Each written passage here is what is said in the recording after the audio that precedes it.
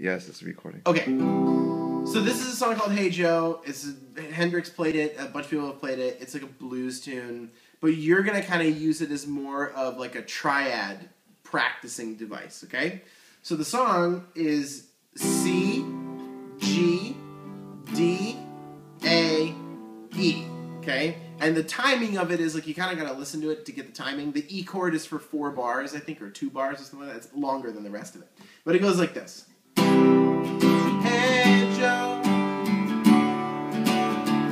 where you going with that gun in your hand?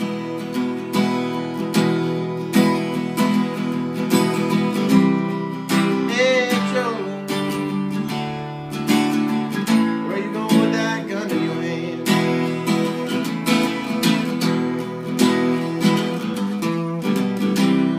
Going down to shoot my old lady. It's over and over and over and over. It never changes. It's just those chords in that rhythm, in that order for the whole song. Never changes. Now, a couple of like interesting like Hendrix triad moves that you're going to try to implement over this. And you'll notice that anything that you do for C going to G is the same as D going to A up 2 frets, because that's literally what that is. Like if I did C going to G, D going to A. So physically it's the same shapes up 2 frets. So if I play, that's my C going to G, then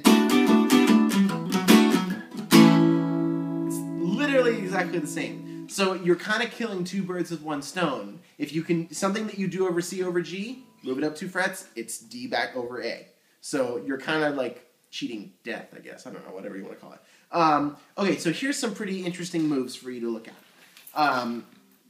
Let's take this area of the neck. C is going to be this kind of move. This triad. This is sort of your passing chord, right here. And then with this one, this triad, you're going to hammer on the low A string to kind of grab that note, and then your passing triad is that. So you get... Okay, we're going to play all this stuff so you feel a little bit more confident. The thing to remember is this triad and this triad are the C triads. These are passing triads, which means that you don't want to sit on them forever. So like a cool triad riff might be like... It's just like an idea. They don't have to be the same all the time. It's just utilizing some extra triads to beef up the part. Something like that. Or you could go... something like that. Anything to that effect.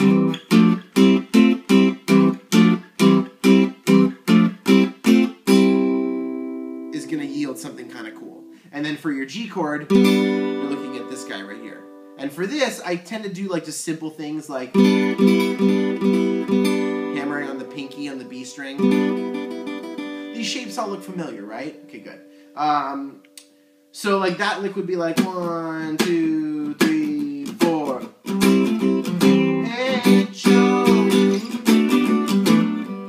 where you going with that gun in your hand? Which is a lot different than going, hey Joe.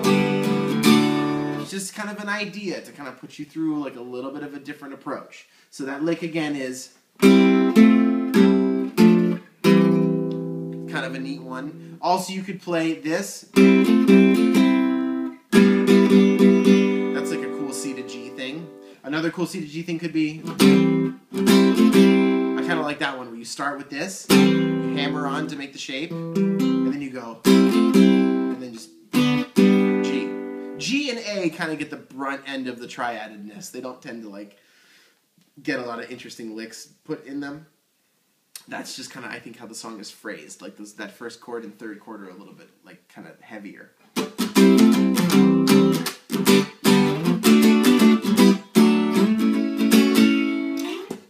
Okay, there's another one that you could do. That's a really good one to know, actually. So you're looking at like from, this is over the D chord. That's a D triad. That's an E minor triad. And that's a D triad. And what that gives you in the top note is the first 3 notes of a major scale. So I might do like 2, 2, 3, 4. Hey Joe, where you going with that gun in your hand? So instead of it being one chord, it's now like a lick, I guess, is really what you're looking at.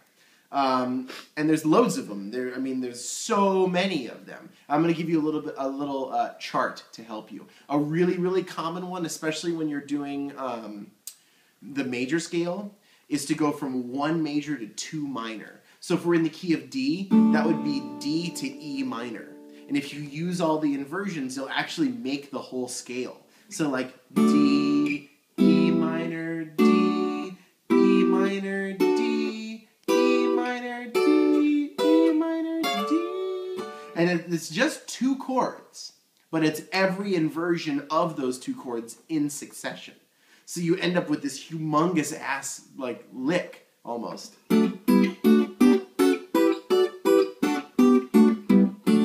I could keep going. Whoops.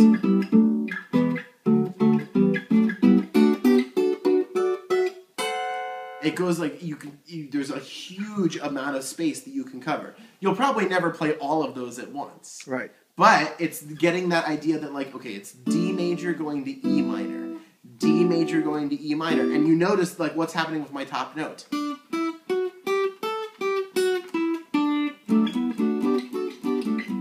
Those are just D majors and E minors. D major, E minor, D major, E minor, D major, E minor. And that exchange, it's always the major chord and then the minor chord that's up a whole step. So let's say you started on G major. What would be the minor chord that follows that? A half step up. Or F. A whole step. Up, though, right? So what's up from G? E. A. A, yeah. Right. So it would be like G, A minor, G, A minor, G, A minor, G, A minor, G. Just those. And that's your major scale. If you started on a C chord, what would the other chord be? So C major D to minor. D minor, C major, D minor, C major, D minor, C major, D minor, C major, D minor, C major. It's all those triads, but done in that order, one after the other. And then what do you get? You get melodies. It's right. all melodic now. So if you can play those up and down, imagine like what you could get. And since Hey Joe, everything is major, it's that system for everything. So the first chord is a C chord. C, D minor, C, D minor, C, D minor, C, D minor, C. The next chord's a G chord. G, A minor, G, A minor, G, A minor, G. Chord after that's a D chord. D, E minor, D, E minor, D, E minor, D. The next chord's an A chord. A, B minor, A, B minor, A, B minor, A. And then the last one's E. E, F sharp minor, E, F sharp minor, E, F sharp minor, E. So if you knew all of those, or at least pieces of them all, you could use them in that way. So Hey Joe actually becomes this. Can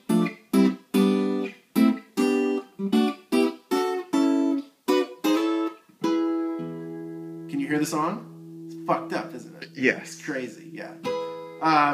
That'll do for now, I think. So much. It's a lot. So